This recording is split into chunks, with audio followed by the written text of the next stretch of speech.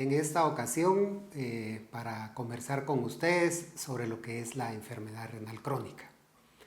El tema del día de hoy tiene una particular relevancia, dado que a nivel mundial y de igual manera en países como los nuestros, la prevalencia de la enfermedad renal crónica ha ido incrementando en los últimos años, de tal manera que incluso se ha llegado a hablar de una epidemia de enfermedad renal crónica.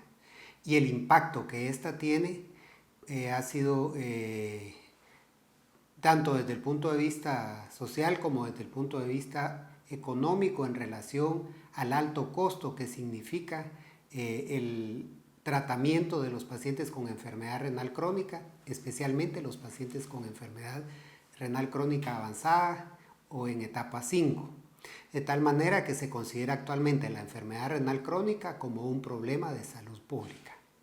Podemos definir la enfermedad renal crónica como la presencia de una alteración estructural o funcional de los riñones,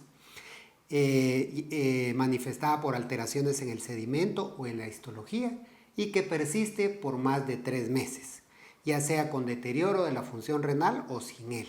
Por otro lado, también existe otro criterio que podemos aplicar para definir la enfermedad renal crónica, y este sería la alteración en la tasa de filtrado glomerular, específicamente cuando tenemos una tasa menor a 60 mililitros por minuto por 1.73 metros cuadrados de área de superficie, aunque no tengamos otros signos de enfermedad renal.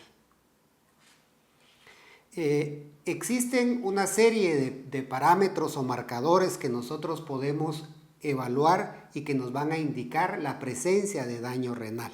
Estos marcadores de daño renal son los siguientes: la proteinuria elevada, que puede ser tanto manifestación de la enfermedad renal crónica como causa de la perpetuación del daño renal.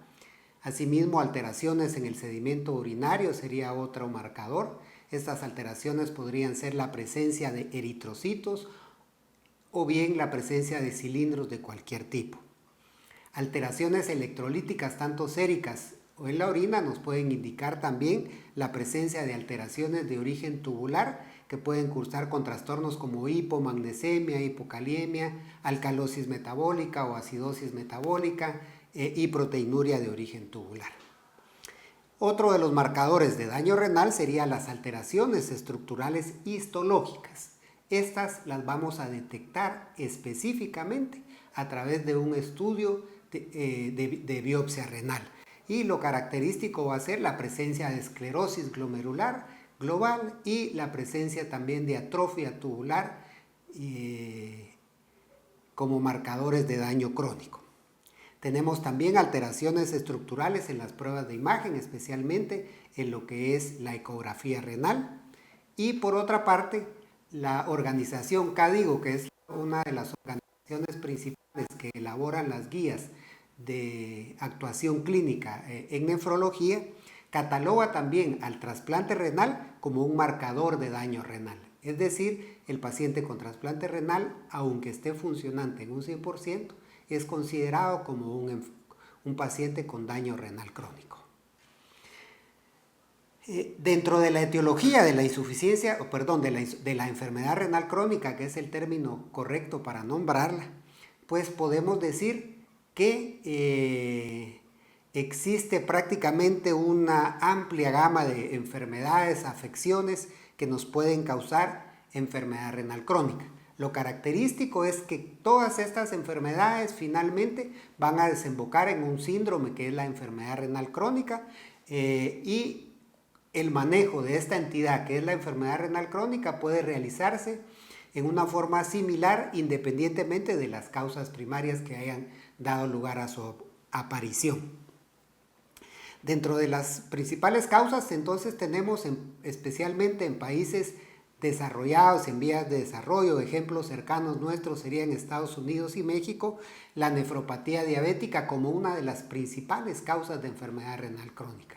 En algunos países puede ser hasta del 25, 30, 35% de las causas de enfermedad renal crónica están relacionadas a diabetes mellitus, especialmente diabetes tipo 2.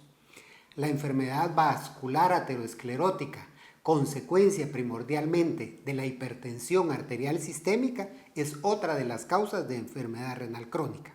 Las glomerulopatías o enfermedades glomerulares, tanto cuando son consecuencia de enfermedades primarias del riñón como cuando son consecuencia de enfermedades sistémicas, también son causa de enfermedad renal crónica.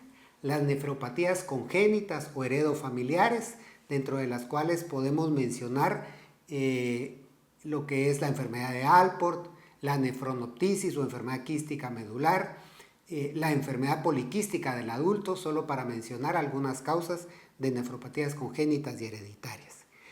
Por otra parte, enfermedades sistémicas, dentro de las cuales pues, podemos mencionar como ejemplos al lupus eritematoso o al mieloma múltiple cuando afecta al riñón. Las uropatías obstructivas deben de ser investigadas especialmente en el adulto mayor, especialmente en varones. Debemos de tener siempre en cuenta la posibilidad de hipertrofia prostática severa como causa de una uropatía obstructiva, la presencia de litiasis en las vías urinarias en pacientes con un riñón único o las alteraciones funcionales neurogénicas de la vejiga también pueden comportarse como una uropatía obstructiva y ser causa de enfermedad renal crónica. Es importante en este punto mencionar que actualmente se está investigando, se está describiendo en los últimos años en algunos países de la región de Centroamérica, especialmente Honduras y Nicaragua, la presencia de una nefropatía túbulo-intersticial de origen no precisado, que afecta especialmente a adultos jóvenes, a varones, y que se caracteriza específicamente por un daño histológico túbulo-intersticial crónico. Actualmente se estudia la posibilidad de su presencia también en Guatemala. Finalmente, mencionar que hay nefropatías tóxicas, especialmente causadas, por ejemplo, por metales pesados como el plomo, el cadmio, el mercurio, y se describe también dentro de estas nefropatías tóxicas la nefropatía de los Balcanes, que durante mucho tiempo fue una incógnita sobre su etiología, pero actualmente está bien descrito que está asociada a factores tóxicos ambientales. Para poder realizar las intervenciones diagnósticas, terapéuticas y de seguimiento del paciente con enfermedad renal crónica, se propone una clasificación, una estadificación de la enfermedad renal crónica de acuerdo al grado de funcionamiento de los riñones en ese momento y de acuerdo a la presencia o no de proteinuria en la orina. Valga la redundancia. Entonces nosotros tenemos que para la enfermedad renal crónica existen 5 categorías dependiendo del grado de filtración que tengan en ese momento los riñones del paciente. Y así vamos desde la situación más leve, que es la categoría grado 1 o G1, en la cual hay una filtración mayor de 90 mililitros por minuto y lo único que muchas veces tenemos son algunas alteraciones funcionales del riñón, como microhematuria, proteinuria, pero la capacidad de filtración está prácticamente conservada. Tenemos luego la G2, en cuyo caso la tasa de filtración es entre 60 y 89 mililitros. Tenemos la grado 3 o G3 que puede dividirse en A y B, dependiendo de si la filtración está entre 45 y 59 mililitros o entre 30 y 44 mililitros por minuto.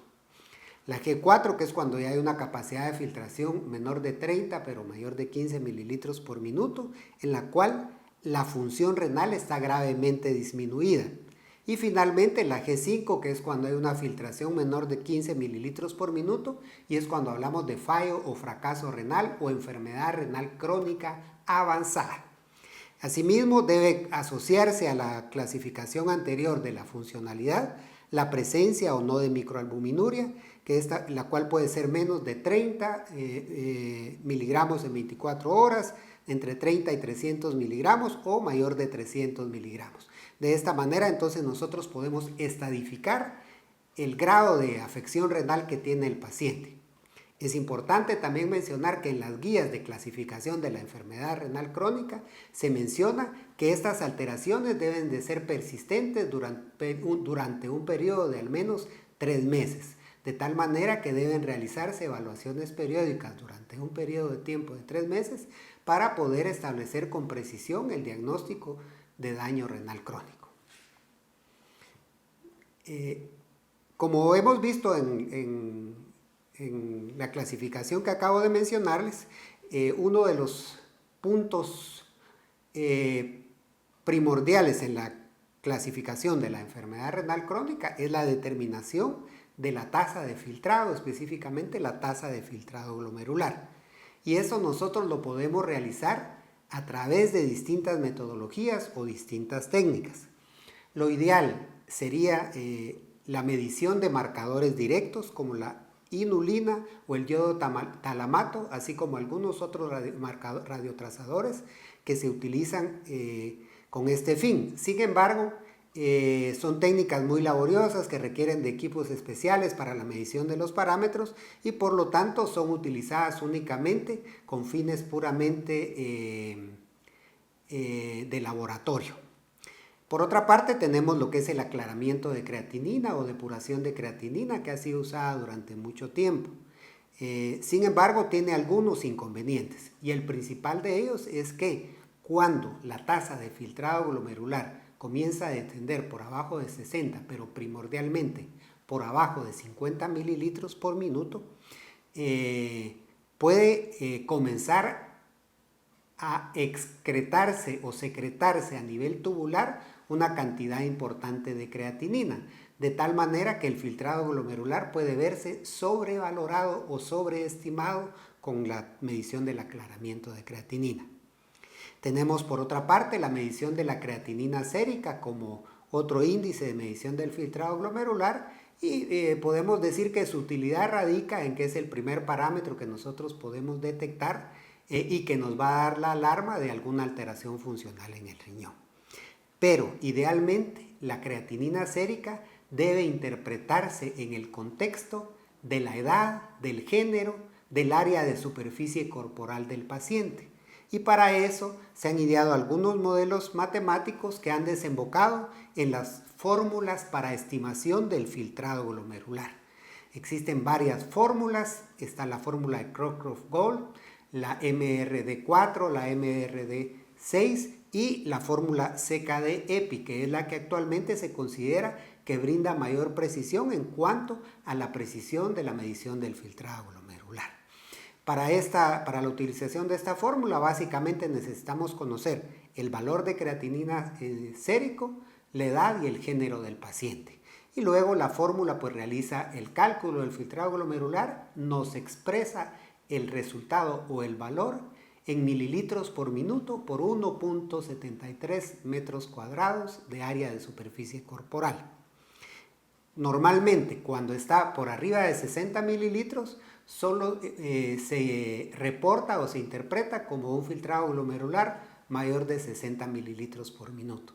Cuando está por abajo de 60 mililitros por minuto, entonces entramos a estadificar el grado o el grado de daño renal que el paciente tiene de acuerdo a la clasificación de estadificación que describimos anteriormente.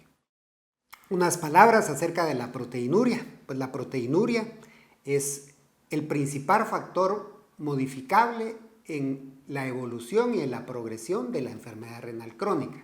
Pero es interesante mencionar que la proteinuria, a la vez que puede ser una manifestación de un daño renal, también a largo plazo la excreción, el incremento de la filtración de proteínas a nivel glomerular y su depósito a nivel túbulo intersticial puede provocar una serie de reacciones inflamatorias que finalmente tienen un efecto tóxico directo a nivel de lo que es el intersticio y los túbulos renales. Por lo tanto, entonces es un marcador también de progresión de la enfermedad renal crónica. Por eso se considera el principal factor modificable. Es además un marcador de daño endotelial. La disfunción endotelial puede acompañar a una serie de entidades, dentro de las cuales pueden ser, por ejemplo, la diabetes mellitus, la obesidad, el síndrome metabólico y además la enfermedad renal crónica. De tal manera que la proteinuria la presencia de proteinuria puede ser también un marcador de daño endotelial y a su vez un marcador de riesgo cardiovascular. Hay una estrecha correlación entre la presencia de daño endotelial manifestado por proteinuria y la posibilidad de padecer de eventos cardiovasculares.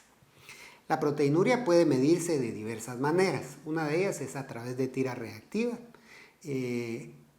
Especialmente está indicado el tamizaje de proteinuria en pacientes que cursan con algunas enfermedades que pueden ser de mayor riesgo para enfermedad renal crónica, como podrían ser diabetes mellitus, síndrome metabólico, hipertensión arterial. Cuando la tira reactiva está negativa, podemos utilizar una medición un poco más precisa, como lo sería el cociente albúmina-creatinina en orina o el cociente proteínas totales creatinina en orina, o bien cuantificar en una orina de 24 horas la cantidad de proteínas que el paciente está excretando. Bien, la enfermedad renal crónica se caracteriza por tener una naturaleza progresiva. ¿Qué quiere decir esto? Que una vez se desarrolló el evento inicial, el insulto inicial, que causó daño estructural a nivel del riñón y llevó a la pérdida de una parte de la población de nefronas funcionales, esto ocasiona una pérdida de la masa funcional renal. La pérdida de la masa funcional renal hace que el resto de nefronas que quedaron intactas comiencen a tener una hiperfiltración de tipo compensadora.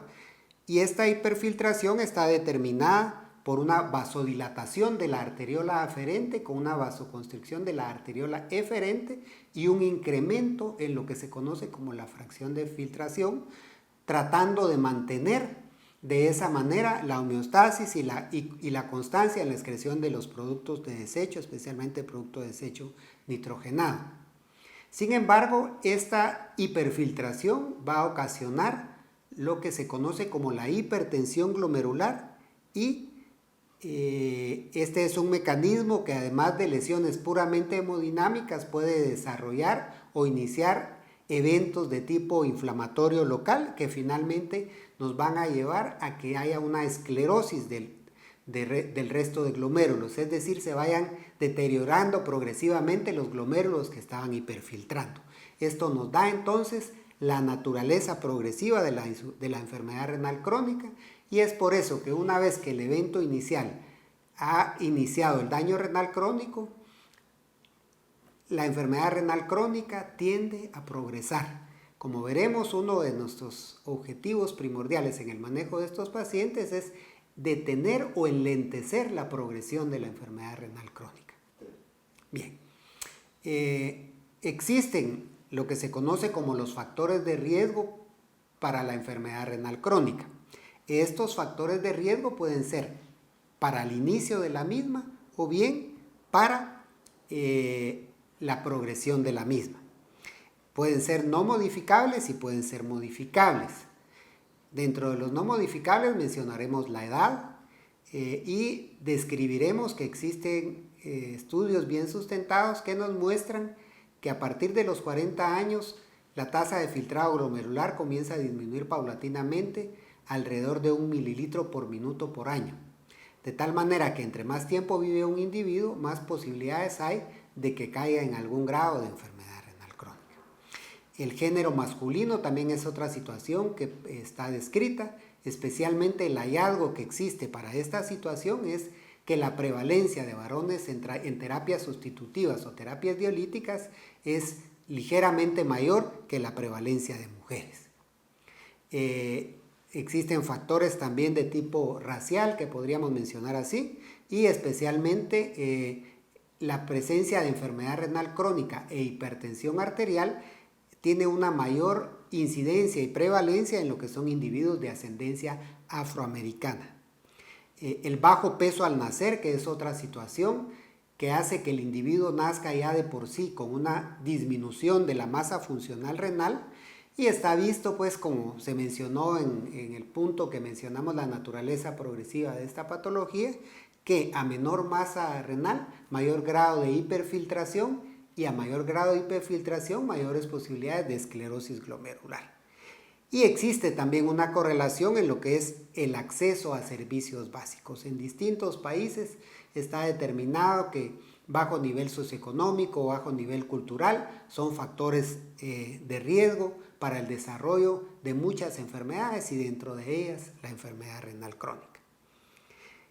Y dentro de los factores modificables pues tenemos todas aquellas situaciones o entidades que hemos visto que pueden causar daño renal o que pueden hacer que este daño progrese. Y de estas pues están descritas la hipertensión arterial y la diabetes mellitus como las principales causas.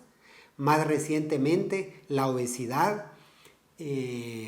ha sido estudiada como causa de enfermedad renal crónica y hay estudios experimentales que muestran la mayor frecuencia de hiperfiltración en pacientes obesos, de la misma manera que la presencia de proteinuria, microalbuminuria y albuminuria son más frecuentes en pacientes obesos.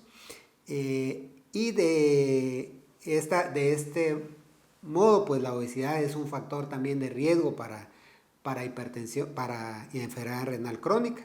Las alteraciones metabólicas, tanto de lípidos como de las hipercolesterolemias, están asociadas también a la progresión de la enfermedad renal crónica. El tabaquismo y la hiperuricemia son otros factores que se han descrito como factores que pueden acelerar la progresión de la enfermedad renal crónica. Bien. Algunos comentarios sobre la epidemiología de la enfermedad renal crónica. Durante las últimas 2 décadas se han hecho una serie de estudios epidemiológicos que han tratado de precisar o de determinar el grado de prevalencia de enfermedad renal crónica. Y así hay estudios de los institutos de salud en Estados Unidos, estudios epidemiológicos en España, en Holanda, en Italia, que han mostrado que aproximadamente un 11% de la población adulta cursa con algún grado de enfermedad renal crónica y hasta un 5% de la población adulta puede tener enfermedad renal crónica en estadios entre el 3 y el 5. Asimismo, como mencionábamos la edad como factor de riesgo, vemos también que los estudios epidemiológicos muestran que aproximadamente un 20% de la población mayor de 60 años tienen enfermedad renal crónica avanzada. Esto hace que la enfermedad renal crónica pues sea una enfermedad relativamente frecuente y que además de las implicaciones propiamente en lo que es la evolución de la enfermedad, también está determinado que incrementa grandemente el riesgo de morbilidad cardiovascular hasta en un 40%. Hay otros estudios con resultados similares que muestran en conclusión que entre un 10 a 15% de la población adulta es en un momento determinado portadora de la enfermedad renal crónica. Como vemos, es un problema de salud pública. Desde el punto de vista clínico y de las manifestaciones de la enfermedad renal crónica, pues mencionaremos lo siguiente. Cuando el individuo cursa con tasas de filtrado glomerular por arriba de 60 mililitros por minuto, prácticamente no existe mayor sintomatología derivada propiamente de la enfermedad renal crónica. En todo caso, el individuo manifestará sintomatología y hallazgos clínicos de las enfermedades asociadas que pudieran existir y que han llevado al desarrollo de la enfermedad renal crónica. Con un mayor deterioro de la tasa de filtrado glomerular, es decir, un descenso de 60 mililitros por minuto o menos, comienzan a aparecer algunas manifestaciones. Específicamente, se pierde la capacidad de concentración de la orina paulatinamente, por lo que puede haber poliuria y puede haber nocturia. A esto contribuye también la necesidad del organismo de incrementar la concentración de la excreción de solutos en la orina. Y finalmente, cuando la tasa de filtrado glomerular está por abajo de 30 mililitros por minuto, aparecen progresivamente los síntomas y signos que constituyen el síndrome urémico, que van desde astenia, dinamia, falta de apetito, náuseas, vómitos, rechazo a los alimentos, neuropatías, alteraciones en la capacidad de concentración, anemia y algunas manifestaciones también de encefalopatía. En la tabla que mostramos a continuación se enumeran las distintas manifestaciones de acuerdo a los diversos sistemas orgánicos afectados en la enfermedad renal crónica. Bien, para establecer el diagnóstico de la enfermedad renal crónica, pues seguiremos los procedimientos diagnósticos habituales. Empezaremos por una historia clínica precisa en la cual investigaremos sobre la presencia de enfermedades heredofamiliares, factores ambientales, la presencia de enfermedades sistémicas como diabetes o hipertensión. En el examen físico pues buscaremos algunos datos como la presencia de hipertensión, edemas, palidez por otro lado también las manifestaciones clínicas de algunas otras enfermedades sistémicas en el caso de que sospechemos que existiera este tipo de patologías. Las pruebas de laboratorio que tenemos que realizar pues van a estar determinadas tanto por la enfermedad primaria que sospechemos que es la causa de la enfermedad renal crónica, como desde el punto de vista de los factores necesarios a investigar en un paciente con enfermedad renal crónica. Y tenemos que dentro de estos pues deberemos realizar determinaciones de los niveles de hemoglobina, mediciones de la creatinina sérica, del nitrógeno de urea, la medición del calcio y el fósforo, ya que las alteraciones del metabolismo de estos iones divalentes es una de las principales complicaciones de la enfermedad renal crónica, la presencia de hipercalemia determinada primordialmente por la capacidad perdida para excretar el potasio y la capacidad perdida para excretar ácidos que ocasiona acidosis metabólica también, alteraciones en el examen general de orina. Desde el punto de vista de los distintos estudios de imagen, el único estudio que está realmente indicado en la evaluación o estudio de un paciente con enfermedad renal crónica es la ecografía renal. La ecografía renal debe acompañar al estudio de todo paciente con enfermedad renal crónica y nos va a ser de utilidad para determinar la presencia de los dos riñones o la ausencia de uno de ellos, el tamaño de las siluetas renales, que generalmente cuando está por abajo de 9 centímetros de longitud podemos sospechar grandemente de la presencia de un daño crónico, la presencia de algunas lesiones u oropatías de tipo obstructivo, la presencia de masas o tumoraciones en el parénquima renal. Por otro lado, la realización de algunos otros estudios como urografías excretoras o angiotomografías deberá de tomarse con mucha reserva, puesto que la administración de los medios de contraste radiológicos para la realización de los mencionados estudios puede causar un daño nefrotóxico y hacer que progrese en una forma más acelerada el daño renal que previamente el paciente tenía. Esto es especialmente cierto cuando las tasas de filtrado glomerular son por abajo de 60 mililitros por minuto. Los estudios de resonancia magnética no estarán indicados en aquellos pacientes con filtraciones de menos de 60 mililitros, especialmente cuando se utiliza gadolínio como el agente de contraste, puesto que puede dar lugar a la acumulación del mismo en el organismo del paciente al estar alterada su excreción renal y complicarse con el desarrollo de una forma de fibrosis secundaria al depósito de este contraste radiológico. Estaría indicada únicamente la angioresonancia en pacientes con tasa de filtrado glomerular por arriba de 60 y en los cuales sospechemos alguna patología de las arterias renales específicamente.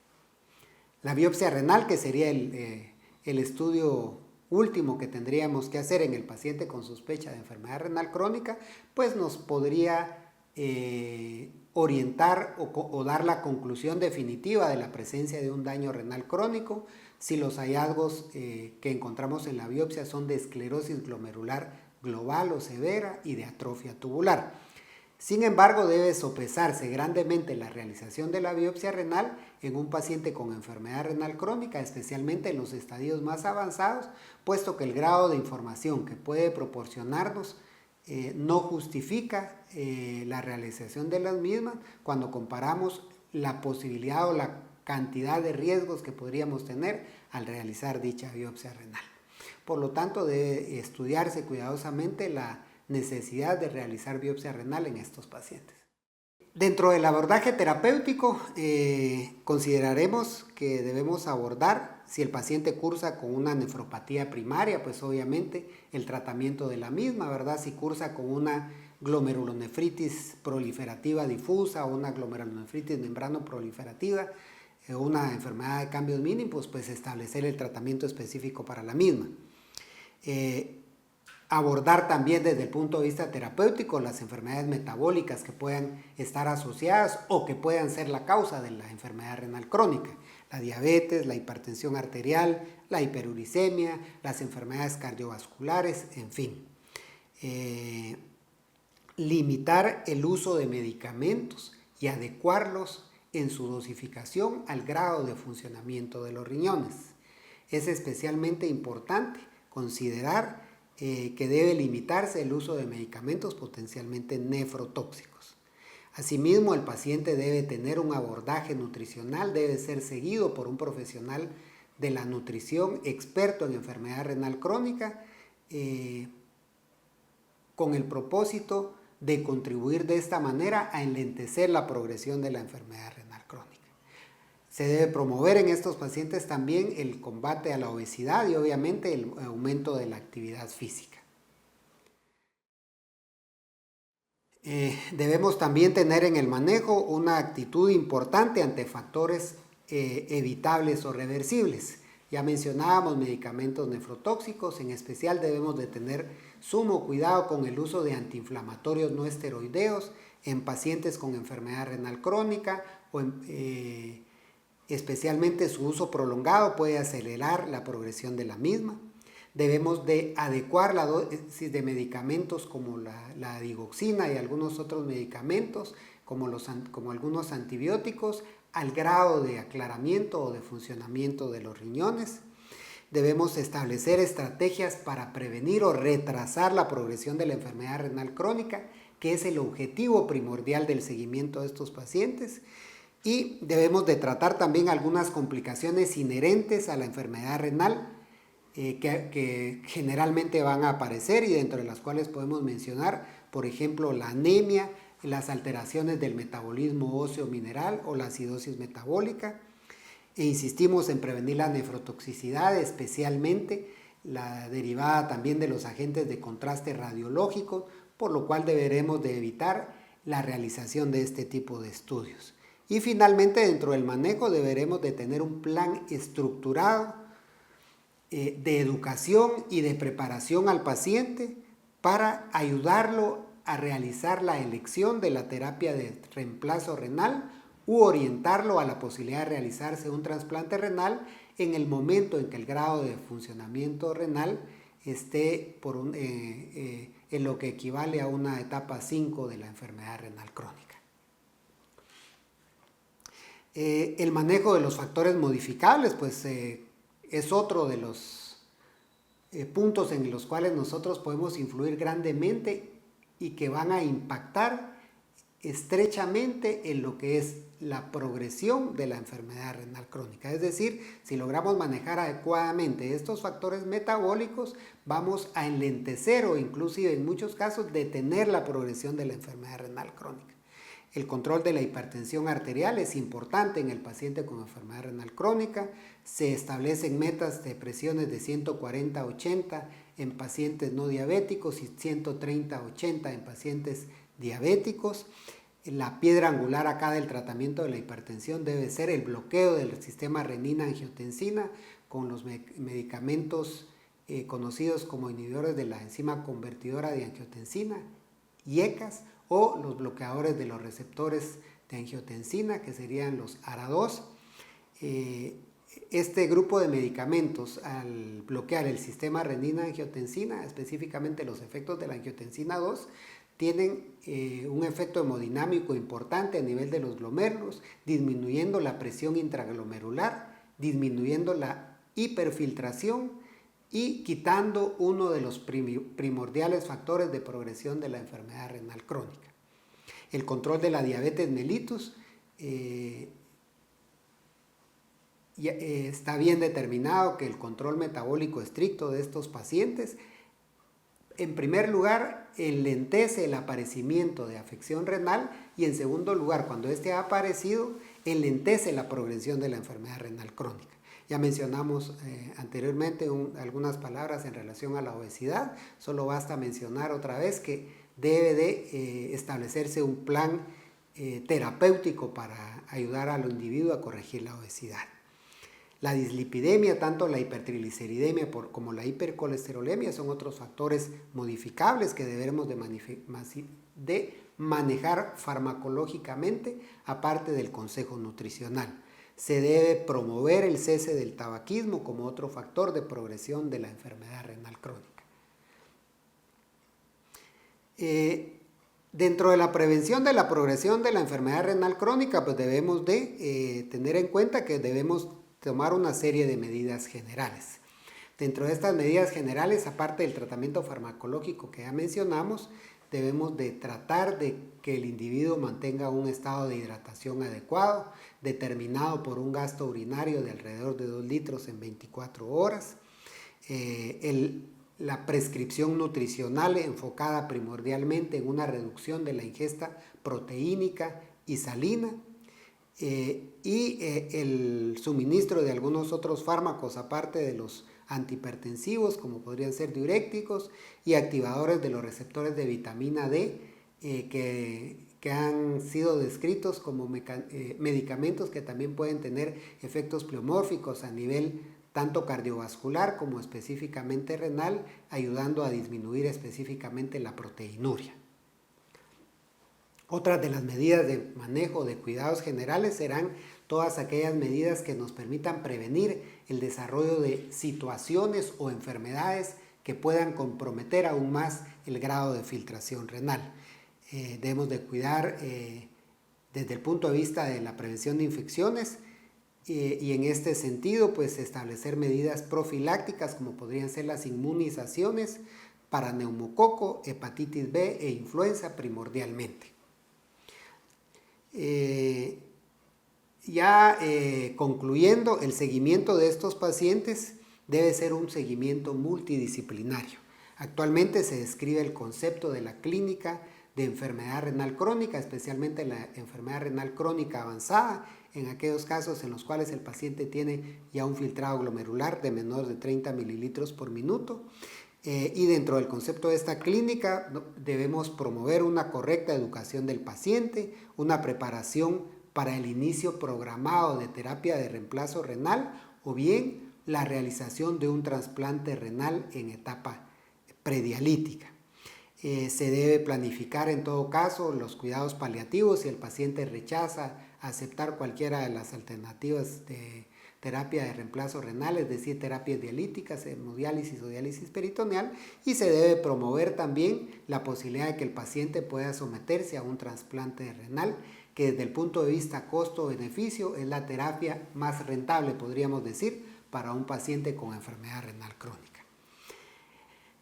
El seguimiento en las clínicas de enfermedad renal crónica deberá ser un seguimiento conjunto entre el médico de atención primaria y el nefrólogo, y dependiendo del grado de afección de la función renal, así deberá ser la periodicidad con la que el nefrólogo deba evaluar al paciente.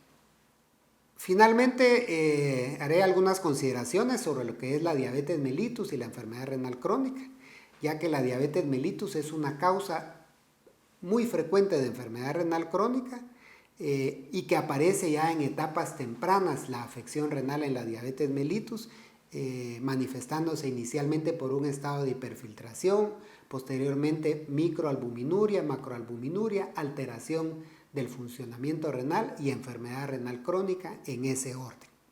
Existe una estrecha correlación entre el control de la diabetes mellitus y la incidencia de enfermedad renal crónica, de tal manera que a mejor control de la diabetes, menor incidencia de enfermedad renal crónica y sobre todo una aparición más tardía de este tipo de complicaciones. Cuando se asocian diabetes mellitus y enfermedad renal crónica, el riesgo de mortalidad cardiovascular se incrementa grandemente. El uso de medicamentos o fármacos antidiabéticos debe seguirse a través de algunas recomendaciones. Y dentro de estas nosotros tenemos que la metformina, que es uno de los agentes de primera línea, no debe utilizarse en pacientes con tasas de filtrado por abajo de 30 mililitros por minuto. Las sulfonilureas tampoco deben utilizarse si la tasa de filtrado está por abajo de 45 mililitros por minuto. Y las gliptinas son fármacos considerados eficaces y seguros. Muchos de estos pacientes, para tener un control estricto, llegan a necesitar insulina, en cuyo caso deberá preferirse la utilización de una insulina de acción prolongada como una forma de cubrir los requerimientos basales y valorar el uso de insulinas rápidas previo a la ingesta de los alimentos. Bien. En conclusión, podemos señalar los siguientes puntos. La enfermedad renal crónica es un problema de salud pública. Entre un 10 a 20% de la población puede ser portadora de enfermedad renal crónica. La progresión de la enfermedad renal crónica deberá ser el objetivo primordial en su manejo, es decir, la detención o el enlentecimiento de la progresión de la enfermedad renal crónica deberá ser el principal objetivo terapéutico. Y debo mencionar también que el seguimiento de estos pacientes en etapas iniciales no requiere ni de grandes infraestructuras ni de grandes cuidados, más bien lo que se necesita es tener un programa establecido de seguimiento con protocolos específicos de actuación en cada una de las etapas en las cuales se clasifica la enfermedad renal crónica.